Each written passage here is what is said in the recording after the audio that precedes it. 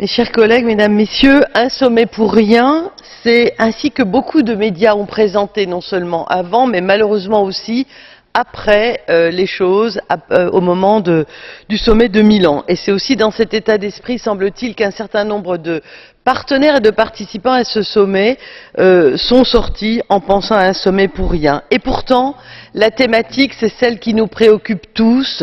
Elle est cruciale pour les Européens, elle est cruciale évidemment pour les chômeurs qui sont concernés et notamment pour les jeunes.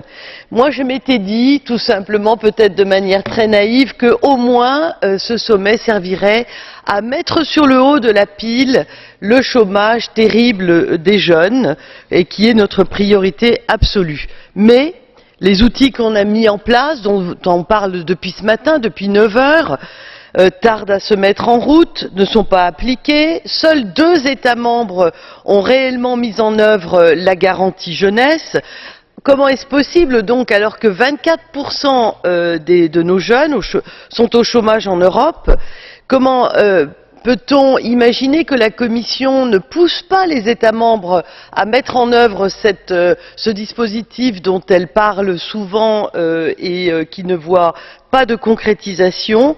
Et devons-nous rester les bras ballants et laisser monter et progresser cette désespérance qui s'accompagne de sensibilités extrémistes? Alors, au-delà des aspects financiers dont on a parlé, au-delà des outils, il faut que l'on fasse bouger tout le système, la mobilité, la correspondance entre les études et la demande de l'emploi, les infrastructures, l'accompagnement surtout des PME qui, seules, créent de l'emploi. Merci.